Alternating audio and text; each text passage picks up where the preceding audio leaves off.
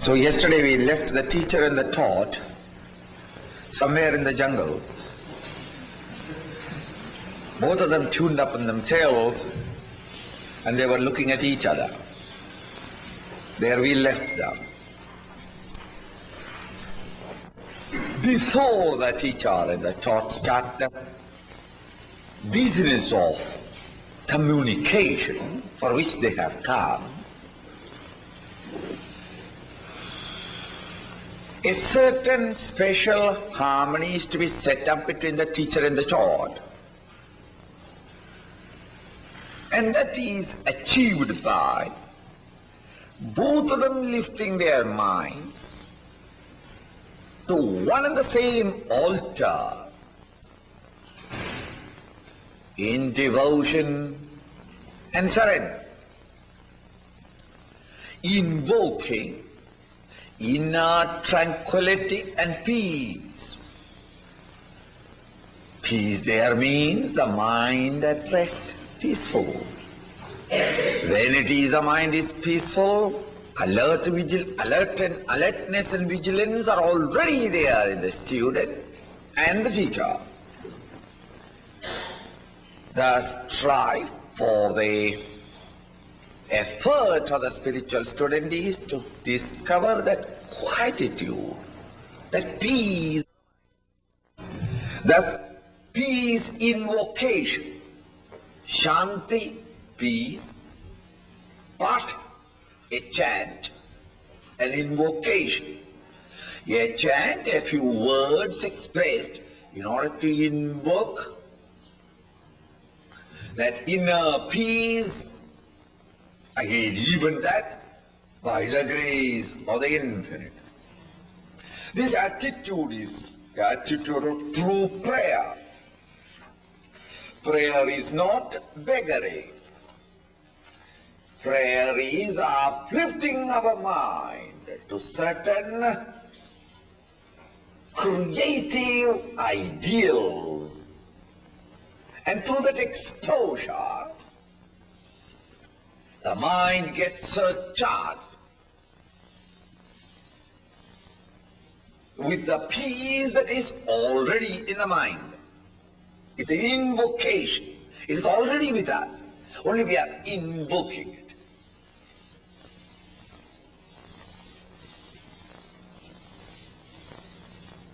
When you meet our enemy, we invoke anger.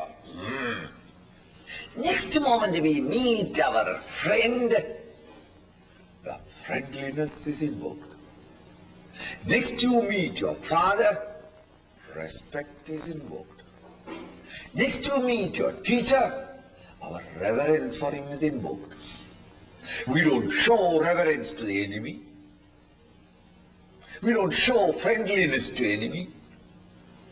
We don't show enmity with a friend. At each time we invoke. We are doing it every day. It is not a question of how to invoke. You are doing it. If you are not able to invoke the right thing at the right time, we generally suspect your sanity. You know, something wrong with that guy.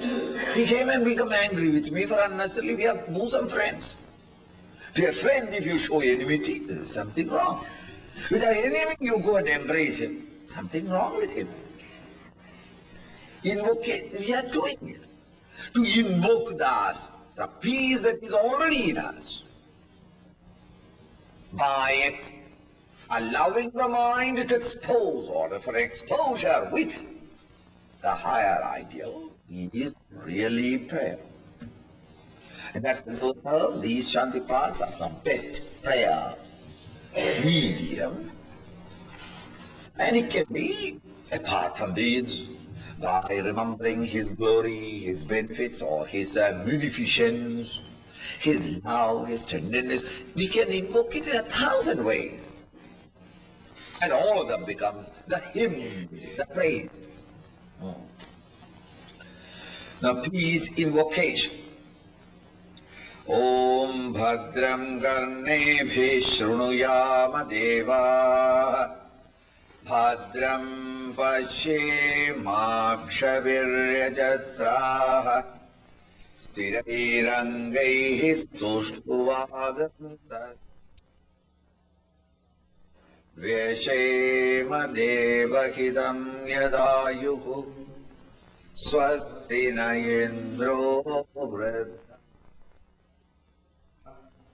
Swasti na Pusha Vishwaveda Swasti nastaksho arishtanebhihi Swasti no brihaspatir dadhatu Om Shanti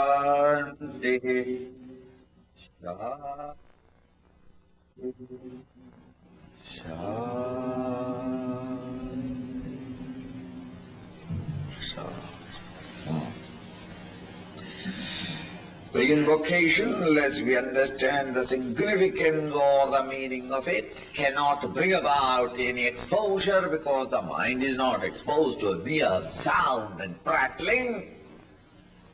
The mind can be lifted only when we understand the significance or the meaning of it. Om Bhadram Karnebhi Shrunayama Devaha, O Yama Devaha, O adorable Devas. At this moment we don't know who they are. O Lords, O gods, meaning, O those mighty forces that are controlling and governing, presiding over all the sense organs. Bhadram, let good auspiciousness be. Karnebhi Shruyama, may we all hear nothing but auspiciousness.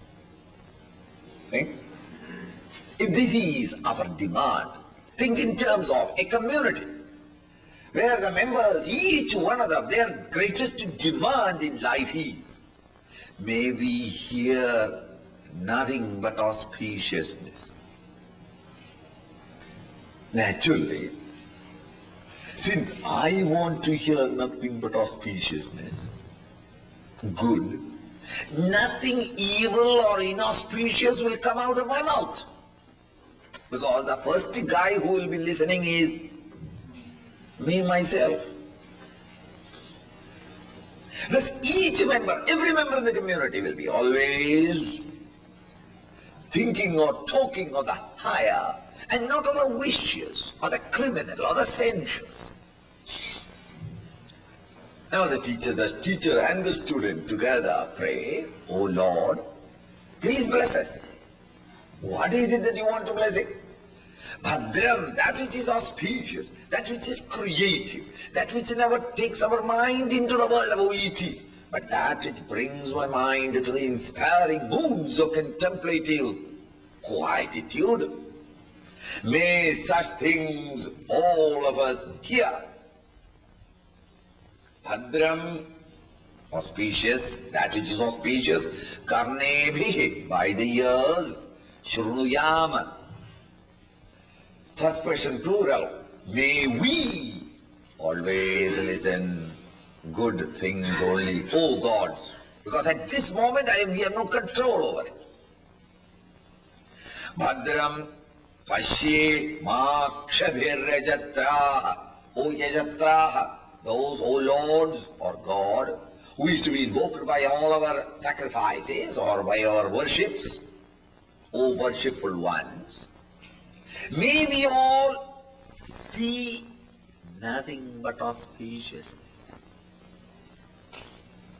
When our demand as a group or a community, when everyone is demanding, we see nothing but auspiciousness. Naturally, the whole area where we are going about will be clean, ecology, ourselves clean, our behavior will be decent. Why? Because I don't want anybody to see inauspiciousness. Isn't it? So there will be no question of, should I clean this place or not? Why? I don't want to see anything inauspicious. And none of us want to see inauspiciousness. So everyone's behavior would be such that there is no inauspiciousness for others to recognize. others to suffer. May we thus hear only auspicious things. O Lord, may we only see auspicious things, because these are the sense organs by which the mind is tempted away. May we see nothing but auspiciousness. Again, stirai angai, anga limbs, with firm limbs. Not that, since I am a spiritual student, why do I care for the world outside? Why do I care for my body? No, you have to care for them. You must be really take a great concern about the beauty and all rhythm and suggestiveness in the outer world, that my behavior must bring in your mind the ideals or higher ideas and truths, and not pull you down to the sensuality. Again, my body also is not to be neglected. Sthirairangai, with firm limbs. Sushtuvagam sastanobhi, with very good health. Because if I have no health, I will be a liability on others, isn't it? Please, my friend, yes, lift that leg and put it on this leg. Why? I can't lift it. Give me a glass of water. I have to depend upon everybody because my health is gone. You have to carry me. May I be strong, firm, that I shall serve the world rather than I provide the world with a field for social work. That's it. It's true. If nobody is sick, how can we serve? So for the world to serve, I become the sick patient. No, sir. Let somebody else become the sick if necessary. But I would like to be hale and hearty in order that I may serve the world. That may my limbs be firm, eyes bright, ears bright. Let the sense organs be all bright and brilliant. Let my general health be bright. Not that fat, and not that sense. Fiery, with a lot of vitality, energy. May my body be strong. Devahidam yadayu, and O Lord, may I live in this firm, healthy condition, the entire span of life that has been attributed or given to me by Thee. Thou hast the greatest wisdom. Thou knowest the best. I am not asking for 1 day extra. Let me live tomorrow also. Oh Lord, don't tell me now, 15th up to 15th, 16th. No extension is requested. We don't request that, no, my life is so miserable. Take me away. No. The exact time that has been given to me, may I live in this world to the last moment, not as a victim of ill health in a bed, but in boots, with tightened belts, on the field of service, till the last moment. And when the time comes, I shall cheerfully collapse where I am standing. But let me collapse in the field of service of Thy great mission. That sort of Devahitam yadayuh Swastina Indro Vritthashravaha, that ancient Shrava, the famous one, Indra, the king of gods, may he bless us. Swastina, may he bless us with goodness. Indra, may Indra bless us. Indra, Varuna, etc. were the gods of the Vedic period. So it's something like saying that may Jesus bless us. May Shiva bless us. May Krishna bless us. And that at this moment when we say that, what it comes to our mind, that must have been the attitude and the emotion that came to the students who just came from home to the teacher to study. So may Indra bless us, Swastina Pusha Vishwavedaha. May Pushan, the nourisher, in capital letter. The one solitary single nourisher who nourishes all life in the world is the sun. May that nourisher, may the Lord Sun bless us all. Sustinas Taksho Arishtanebhi. Taksha, breeze. The Lord of the breeze, the wind, the breeze. May it bless us with good health, because the breeze is supposed to be the one who keeps breath, the ones who keep the health, in the sense that the wind is there, the movement is there, all the putrefaction in the atmosphere is removed. If on the other hand there is no movement of air, a room that has been airtight, locked for some time, when you open up, isn't it? At the end of the weekend, when you come back home and open, and the first guy who enters, only 2 days, and yet the stink. Why? Because the air had no chance of moving. If on the other hand the windows are slightly open and then the air comes and goes away, the entire atmosphere becomes healthy, life-giving. Stagnant air is poisonous, becomes poisonous. So that the moving breeze, the Lord, or the moving breeze is considered to be the one who is in charge of health or ending diseases, and therefore, O Lord, bless us. And in the ashram, in the Himalayan valleys, there are no hospitals. So if a Swami or a student seeker is ill, we give him Ganges water. That's medicine. When you are thirsty, Ganges water, medicine. If you are very hungry, Ganges water can satisfy. And if you are dead, put him in the Ganges. That's it. Because there is the people who have come there also is in that mental mood and attitude. Honestly speaking, about 10 years I was there. And in the 10 years, I tell you, I had not even had a headache. Though the food that I was eating, any doctor or modern medical man would say that this is not food. You are starving there. Your starvation diet. We eat some dal water. And that water is plenty of water they give, a colored water, with 2 or 3 dal pieces floating on the surface. And the entire joy of eating is catching it. You can't. Now this food, once a day you get. This is all. And the atta or the flour that is used is half bran and half the seed. Almost like cattle. But then that's all that is available in the free kitchen. And we take it. But I tell you, I never was so healthy, except those 10 years. No milk, no tea, no coffee. Because tea and coffee, then you want milk, and then you want sugar, and there is nothing, no money with you, and nothing, nobody comes here. So when you are thirsty, you take a cup of coffee, a cup of Ganges water, coffee. Early morning it becomes milk. After dinner it is coffee. In between, whenever you want it, it can become Coca-Cola, 7-Up, all Ganges water. That is all that is available.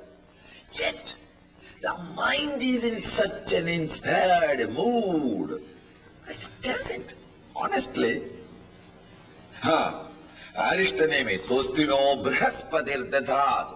Brihaspati is the guru of gods or the angels in the heavens. So he is in the exchequer or the spiritual treasure house. So the concept of the Vedic period was that Brihaspati is the Lord or the teacher of teachers who is in charge of the spiritual wealth in each one of us. So may Brihaspati bless us, meaning as students O Lord, may I not forget what I have studied. May I learn to make use of what I have studied. May the knowledge in me is not a fixed deposit, but liquid cash in my pocket, that I can exchange it at all moments. Not as a treasure somewhere dug, somewhere buried deep down.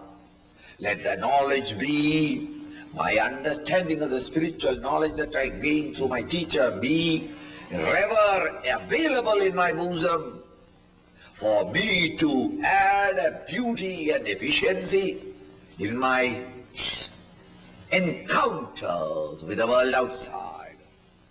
Graspadir Om, Om, the Supreme, Om, the reality, O Lord, O Master, O Supreme, Shanti, Shanti, Shanti, Shanti, peace be, peace be, peace be.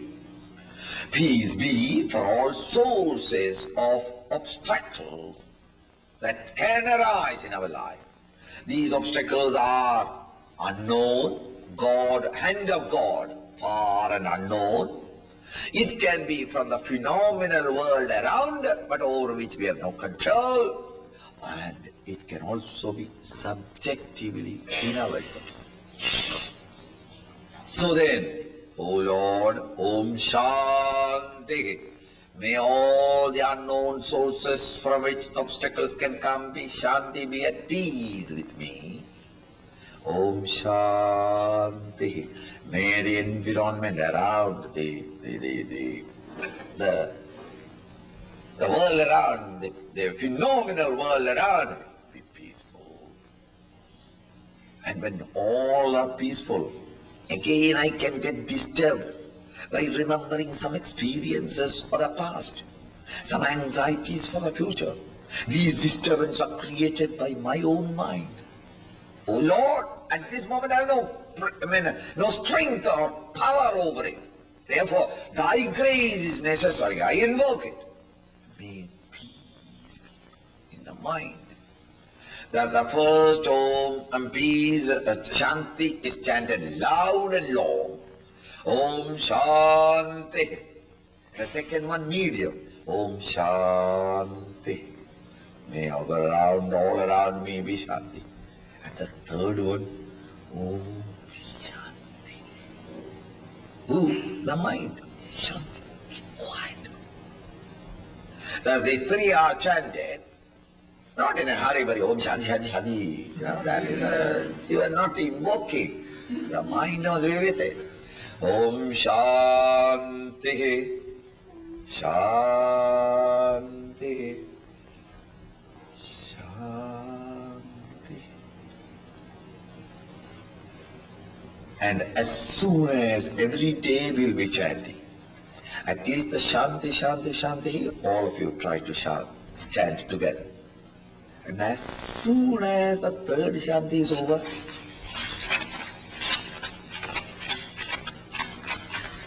everybody taking the book, opening the bag. No. Invoke the Shanti, not by saying Shanti, Shanti, Shanti. And no, invoke it. Keep quiet and give the mind time to get Shanti. Let the Lord bring that Shanti. After all, it is not anywhere here. This peace or Shanti is not anywhere near about. He has to bring it from far away. Give him a chance. Let him bring it. And it won't easily go into you also because you don't want it. Let him push it in and bring it and establish it. Then we start the talk. The class. Om Badangane Lila, chant.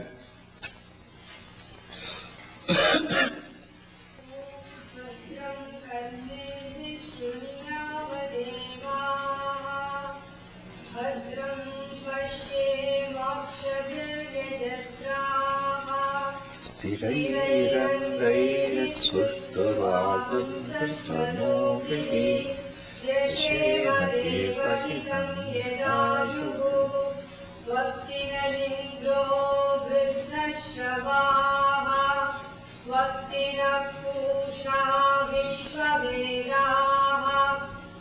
Svasti नस्ताक्ष्यो अरिष्टनेमिः Svasti no बृहस्पतिर्दधातु। Om Shanti Shanti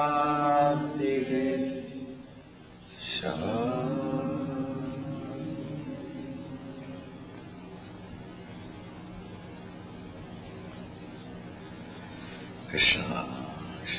Thus having tuned up, the teacher and the taught both tuned up. Shanti, Shanti, Shanti.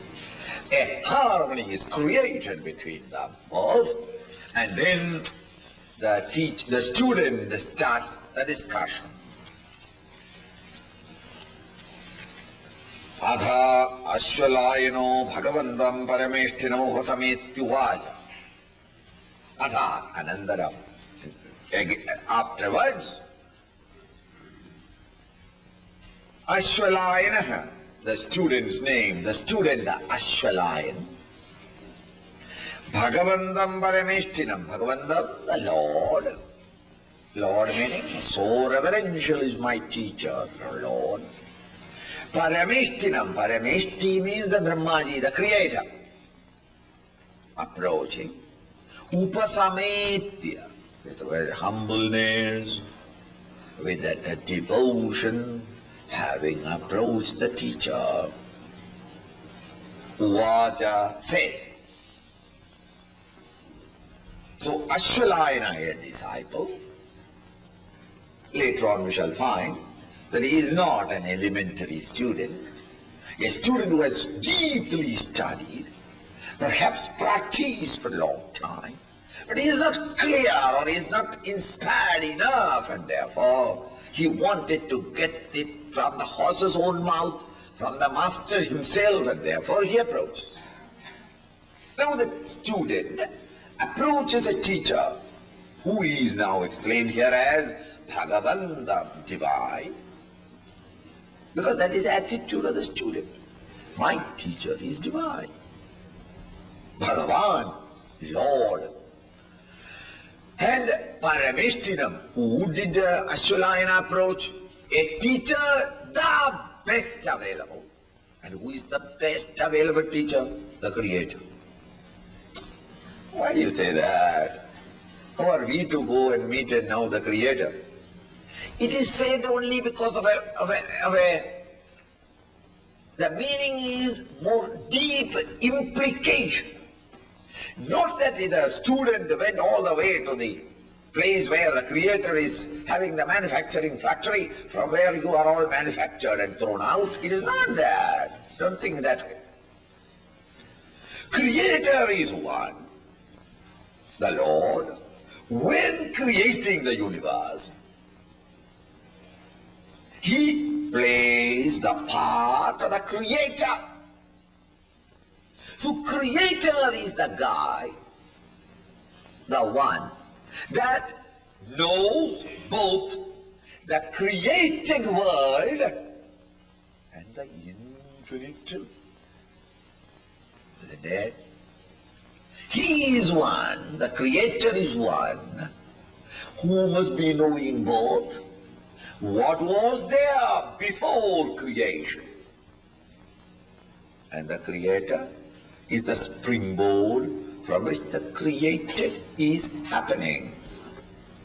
You and I at this moment, as creatures, we know not what was before the creation.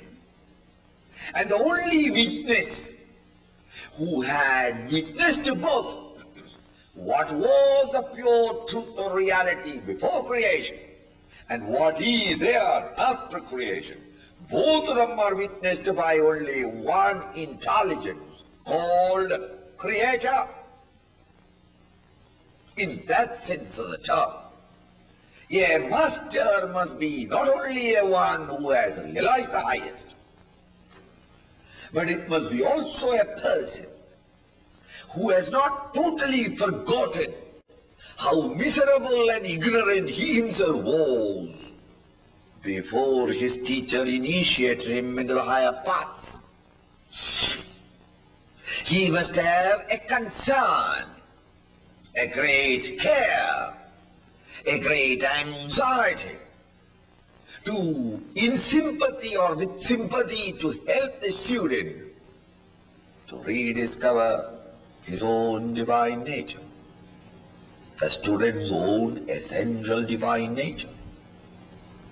Such a sympathetic master alone can lead us and guide us to the higher. He must be conscious, intelligently conscious of both the higher and the lower. Then only he can become a medium, a guide to guide us from our delusions into the higher reality. Thus Parameshtinam, the great creator himself, in the sense that the master who has not even a trace of doubt about it, a well-established master of realization, having approached Ashwalayana, a student, Uvaja, he said, or he asked, Adhihi Bhagavan Brahmavidyam Varishtham Sada Sadbhihi Sevyamanam Nigudham Yaya Chirat Sarvapapam Vyapohya Paratparam Purusham Yadi Vidwan. Within quotes. This is what the teacher said. There are no quotations in Sanskrit, but it's only for convenience that I have put that quote there. The student said or asked, Ashwalayana is the name of the student. And Ashwalayana said, after reaching the teacher and approaching the teacher properly, what did he say? Adhi. Dhi means buddhi, the intellect. Adhi means bring into my intellect. Adhihi, please teach me. The word teach is adhihi. The teacher has got a certain concept or a knowledge in his head. I approach the teacher and my request is, please teach me. Teach me means that your knowledge in your head, in your understanding, may it be imparted into my understanding. This is called the process or the program of study or teaching. So this idea that the teacher has got, he will have to convert it into thoughts. He express it in sound symbols and make the right disturbance in the atmospheric air. And these disturbances move and reach your tympanium. And when the tympanium is tickled, your mind reconverts them. Oh, this is the idea. Then your intellect grasps what is the thought. Then you accept it or reject it. And when you are rejecting, the teacher understands it and therefore he applies more and supplies more and more data, more and more arguments or logical thinking, until at last your intellect accepts it. Oh, I see. I see where? I see. Now I understand. Then the communication is complete. The idea that was in me has now been accepted by your intellect, meaning transferred to your intellect. Then the study is complete. Thus the word teach me, the very word is explains the very processes. When the teacher, student says, Adhihi Bhagavan, please, O Lord, bring into my intellect.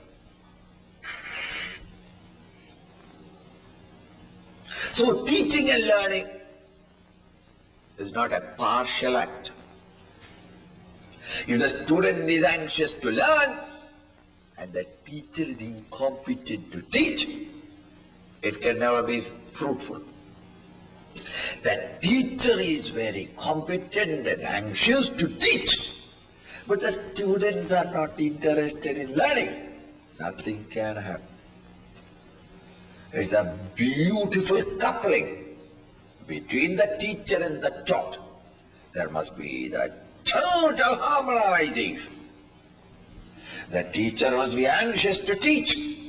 The student must be equally thirsty and hungry to learn. Both of them must put forth effort. Then alone, the transference of knowledge that is already inherent in the intellect or understanding of the teacher can flow out and get transferred into the understanding of the student. Ati Bhagavan, please teach me, O Lord, what you want to learn. Brahma Vidyam Varishtha. Brahma Vidya, Brahman, the pure, supreme reality. The absolute reality. Brahman, God. Vidya, science. So Brahma Vidya, the science of reality. Please teach me. I don't want anything else. I've not come here for your blessings or for a longer life or for a child or for success. No, no. My only demand from you is, please, teach me the science of reality. The truth. Varishtha, superlative degree. The best of all sciences. The knowledge of all knowledges. Having known which, my entire personality changes.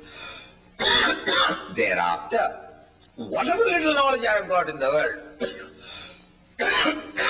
I become a better person in that particular vocation. Suppose I have learned and studied all my life medicine. I am a doctor. Yes, you are a doctor. But even the doctor is also a human being, a person. Now what we are trying to impart is not the science of medicine, or science of engineering, or mathematics, or no other sciences we are teaching. But we are teaching the mathematician, we are improving the engineer, we are anxious for the doctor, the man behind all these knowledges. And when this man, the human personality, is become more integrated, disciplined, beautified, harmonious within, then the same knowledge of the doctor, with the same knowledge of the same doctor, the same individual becomes a more competent one, more efficient one. A better, his judgments become more precise and correct. His behavior towards others becomes so beautiful that a doctor or an advocate or a lawyer or an engineer, whatever your profession, it is the man behind that we are trying to beautify, remove his hang-ups, remove his inhibitions, and make him a beautiful, pure, individual entity. And thus, his own knowledge becomes chastened, and therefore, this great knowledge of reality is called as Varishtham, the best, the noblest. Sada sadbhi sevyamanam nigodham. And this is a knowledge, sada, at all times and all places. Sadbihi, good people, people who are seekers of reality. Sevyamanam, constantly serves, meaning constantly pursues. Teach me the science of reality, the noblest of all sciences, which is pursued by all intelligent seekers of a cultural living. Why should you come to me and disturb me? If that is what your doubt, O teacher, I am not that I have not been ready to put forth my effort. I try to read all the libraries of books available. I have discussed with all pundits and masters and professors. But I come to you only because Nigudha. What am I to do? This science is such a secret science, such a sublime science. It is so deep, so subtle. Good, very good, very, very subtle and secret is this knowledge, and therefore, however much independently I may gather data and knowledge, it doesn't fire. To fire it up, to blast the individuality and reach therein, I need a little help from you. Therefore, I am approaching you. Please teach me. Yaya, Achirad, Yaya, by which knowledge? This science, why do you want to learn it? Why did you go and spend your time in some other study? Why do you want to learn it? Because once I understand this truth, this true state of the state of Om, state of consciousness, Yaya, by which Achirad, ere long, teach me the knowledge clearly, so that ere long, soon enough, Sarva Papam Vyapohya, having exhausted all Papa sins, meaning vasanas. You give me this knowledge, please, so that I may reflect upon them, contemplate upon them. And by that contemplation, the vasanas are exhausted, burned up. And when the vasanas are reduced, M and I becomes peaceful and serene. And quieter the mind, greater the contemplation. And with that greater contemplativeness, when I contemplate upon your words, I shall become much more subtler, more vasanas are exhausted, mind becomes still quieter, and more contemplativeness. Thus a chain reaction shall take place in me until I explode into that experience divine. Please teach me. Parat param purusham yadi vidwan. Ultimately, vidwan, that wise man, the fulfilled one, shall come to yadi, come to, or shall go, shall reach parat param, that which lies beyond the beyond. The beyond meaning, other than the world beyond, the world, the God, beyond the beyond.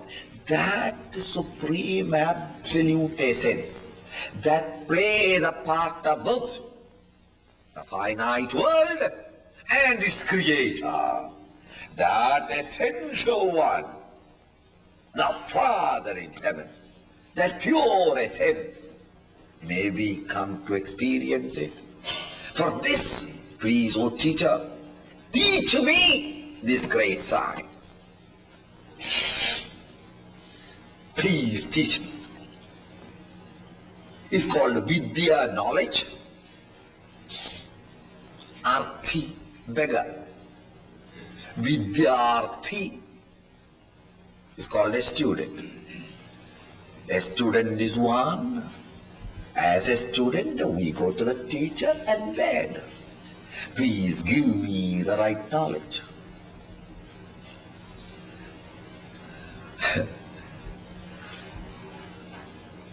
This is all right when the teacher is not demanding from the student any fees. When the professor is wanting himself the pay, and the students go there and subscribe his or pay his fees, the students become masters and the teacher is employed. Come on, talk. He has to talk. Stop it. He has to stop it. Why? Masters are sitting there. When that comes, the teacher is no more a teacher. He has surrendered his freedom.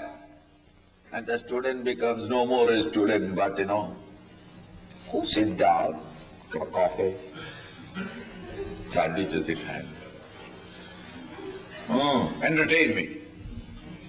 The professor also says, my musibat, my trouble. There is no other profession possible for me. He is also there. You see, that sort of thing, situation comes as it is today. In those days, it's not like that. The teacher was sitting down contented, complete. He was not searching, seeking for disciples. That disciple went to him, hungry, thirsty, suffocating, panting for this knowledge. And he's begging, please give me this knowledge. And now the teacher's kindness, infinite mercy, that he pours it out on the student. So then, the best of student, mind you, and he approaches student because he is best of students. Why I say that? The very way he approaches the teacher and asks and demands clearly shows that he is a deep student of philosophy already. Please teach me this knowledge, the best of all sciences, which is sought by all noble, cultured people at all times. And it is subtler than the subtlest words cannot express it, but words are to be contemplated upon and reached. Therefore I need a guide, your help, by knowing which, soon enough, in my efforts, certainly, I can come to experience that, directly experience, not books, not through teachers, but directly experience. That which lies beyond even the beyond. Beyond the beyond. That reality, please, teach me.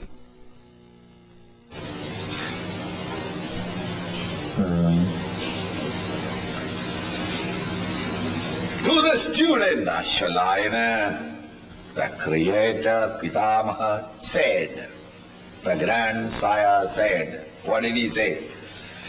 Shraddha Bhakti Dhyana Yogad Avaihi. The student's demand was Adhihi. Teach me. Adhihi. The very first word meaning in the previous mantra. The first mantra one, take. The very first word, Adhihi, underline. And in the translation, underline teach. Adhihi, in Roman, underline Adhihi, teach. So the student comes to the teacher and says, Adhihi, please teach me. The teacher answers, Avaihi. The last word, the Roman, second line. Avaihi, underline. The Roman, second line. Last word, Avaihi. And underline, no. The last word in translation. Then you will remember, this is the word. You got to know about it. Don't ask me to teach you. Who am I to teach you? It is impossible. These things are not taught. You come to experience it yourself. Come to know it directly.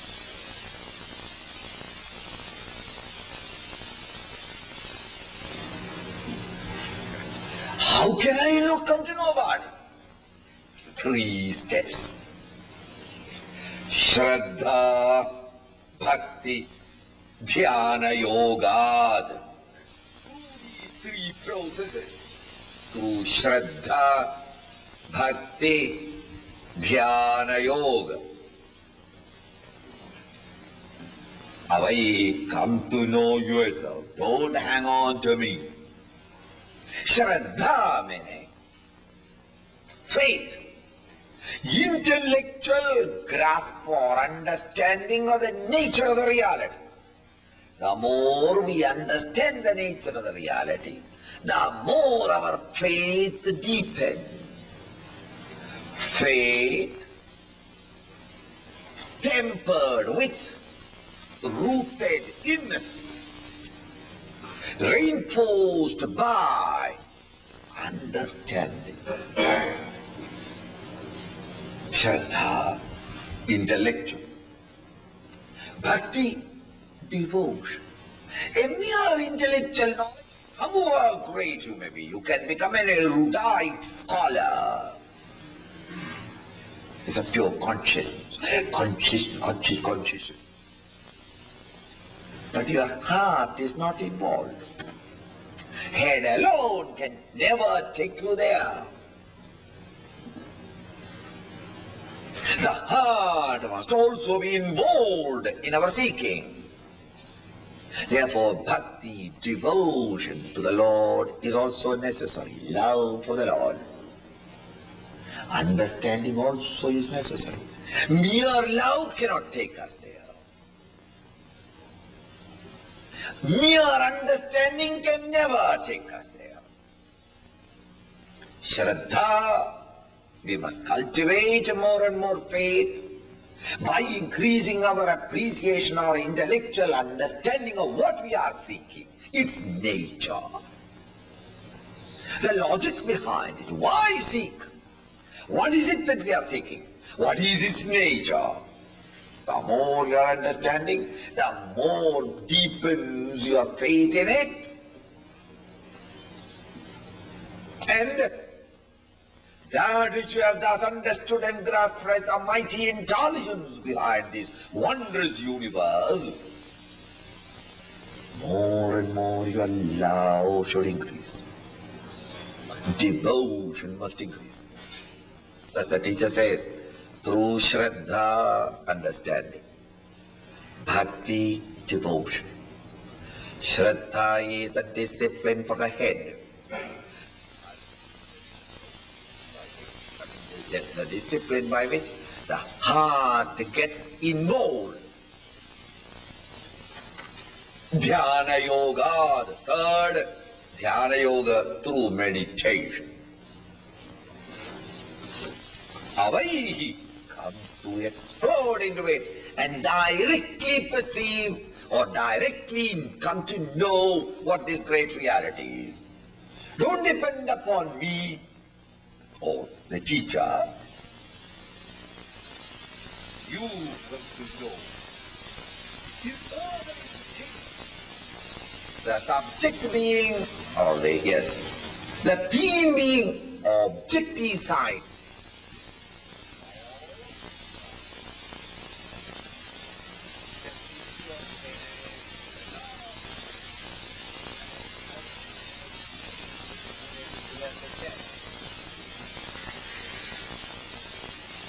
By the help of demonstration, laboratory demonstration, by showing him, by taking him for a trip and showing him, or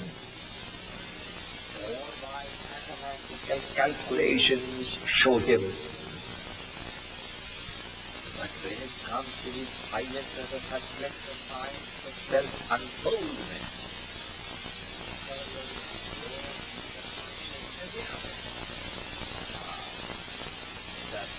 has to know it by himself. Any amount of hearing from others will not take us an inch nearer perfection.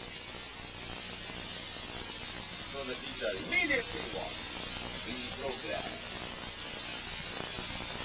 reprograms. One, the discipline of the head, Shraddha, faith, understanding. The second is the discipline of the heart, devotion.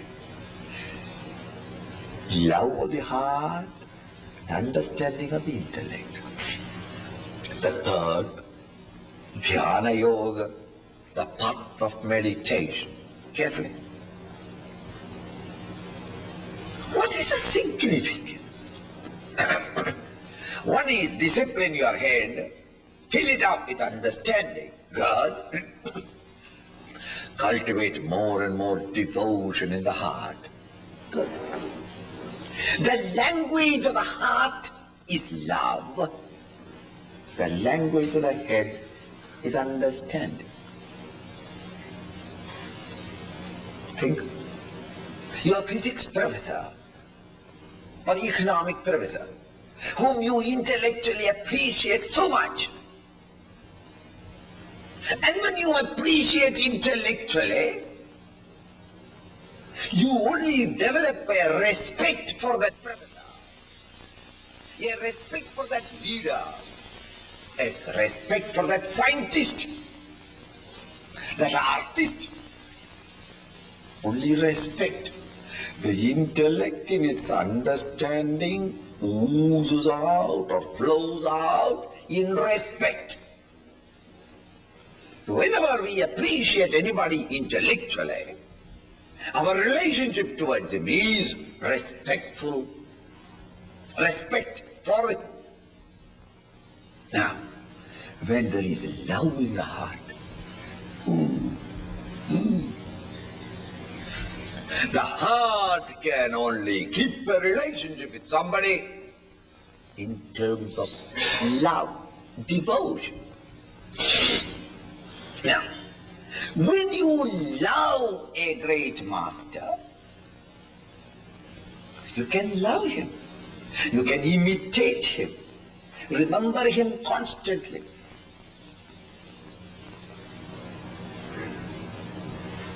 If you appreciate his books or works, we can respect him. Neither respect nor love can make you as great as him.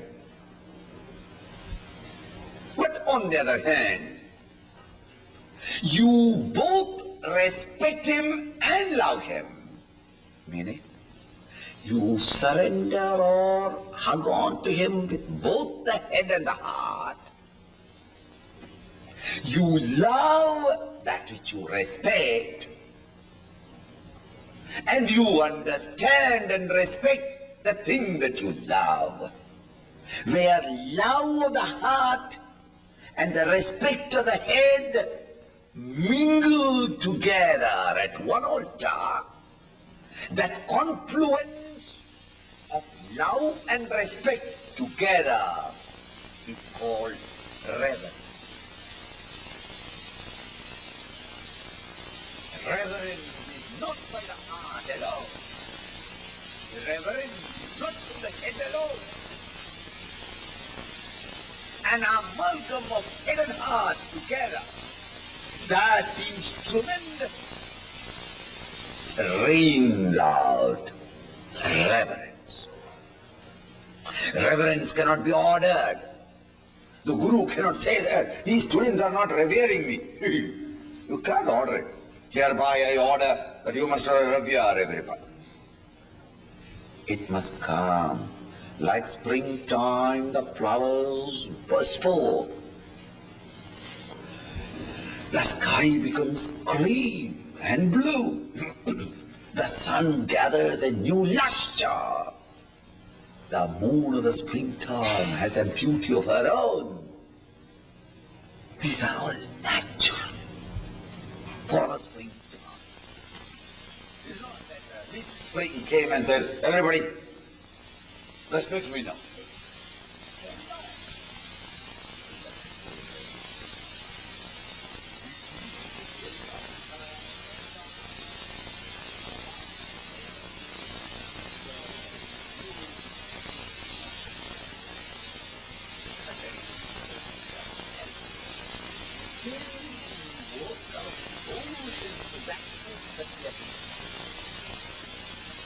And where that individual in whom both the head and the heart has become one, through that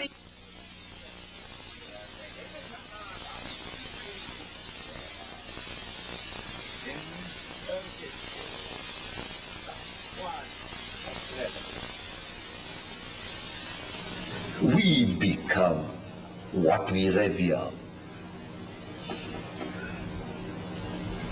We are today, good or bad, what we revere. If I have reverence for moral values, I am a morally good man. If I revere only rascality, I am the best rascal. You see, it all depends upon my ideal. And these ideals we pick up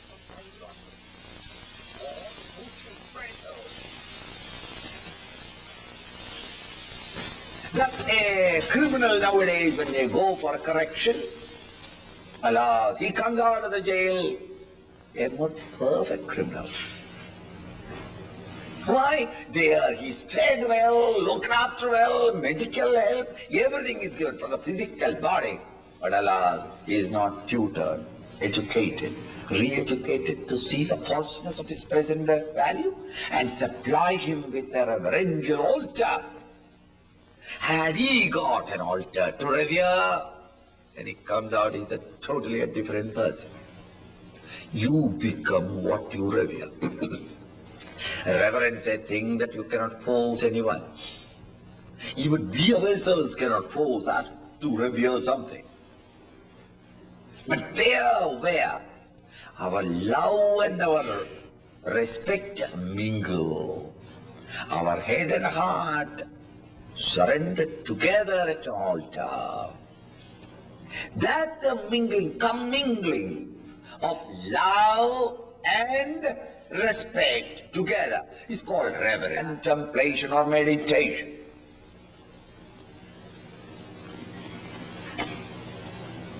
To the individual PFT, to you and I, as an individual entity, the head and the heart are the two wings, as it were.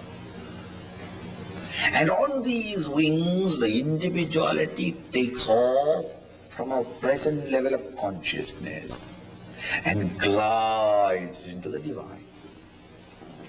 That gliding movement, where there is no fluttering of even a single feather, that gliding is called meditation.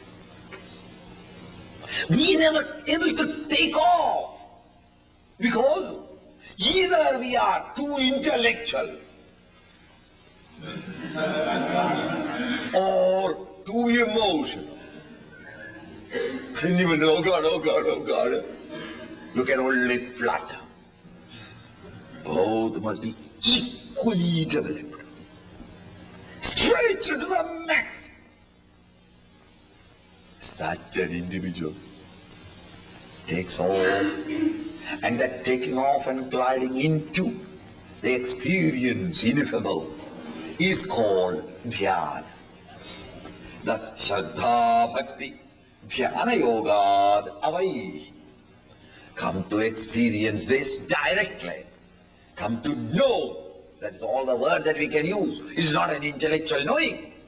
Come to directly perceive or directly experience this divine state, of which all scriptures are but stammering. None can express, none has successfully expressed what it is, but they have only given indications. In that direction we must take off. Taking off is not possible unless both the head and the heart are got involved, and on the wings of the head and the heart to take off and glide into it. Effortless ease, with a spontaneity which is essentially spiritual. That way, students, go and reach it. Don't depend. Don't sit down and say, I come to the camp. Teach me. Teach me. It's not asana pranayam to teach you. Asana pranayam can be taught because it is balancing, a particular twisting of the body, etc. But here it is just blooming into the reality. Self-unfoldment, man making signs. What can the teacher do? Not even nature and God can do anything now. Because nature and God has already made your physical body perfect. Now it is for you to develop your M&I, the head and the heart, and glide into your own divine status. Walk into your own chambers. You have walked out of it, and you are now in the cold outside, suffering and shuddering. But then you, the King of Kings, walk back to your own palace, where everybody is waiting for thy pleasure, to fulfill your wish. Walk in back. And in order to glide back, the equipment have been given to you. Only it is to be trimmed and made it meditation worthy. Fill up both the wings with gas. So fill up understanding, fill up devotion. The engine need not be started because it is eternally running. Only take off. And as the teacher points out, the three words, Shraddha, Bhakti, Dhyana, Yoga. By these processes, away, come to stand face to face with the reality, or come to awake into that your own nature. So the student asks, what did he ask? Adi. The teacher answers, Avai. See that? I mean, I want you to point. I mean, this is a subtle thing which in the translation you will overlook. Adi, teach me, sir. Shut up, learn it. Don't hang on to me. See that? How perfect independence. Vedanta knows no such compromises. We don't interfere with the disciples. You learn and flower forth and bloom up in all your beauty and fragrance. It's all in you. And all the teacher does from outside, help him, keep him in the thrill. And if you don't bloom forth, it is a wild bush. What can we do? We misunderstood it as a flowering tree. It has no flowers. It only eats, grows fat, that is all. Similarly, that book also studied, this book also studied, this plan also, that scheme and that plan and that technique, this technique, until at last what? Spiritually bloated, but spiritually never realized it. Understand? Then we generally dig all around, uproot it and throw it to the neighbor's house. What else can we do? Flower it. It is to come from it. Swamiji, why are you saying all these? Why not you directly teach us? How is it that every other science you go and tell him, please teach me management, okay? Economics, okay? Science, okay? History, okay? Everything in the world that I know as knowledge, somebody can teach me. And when I come to you for this great knowledge, you say, I don't know how to teach you. You learn it. Why are you leaving me all alone on the lurch? Probably you don't know it. You know, I mean, honest student doubts even.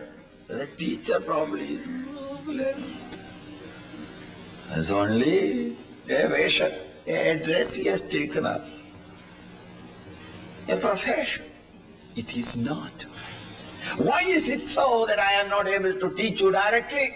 Is that the teacher says, which we will take it tomorrow, so that you may have enough time for breakfast.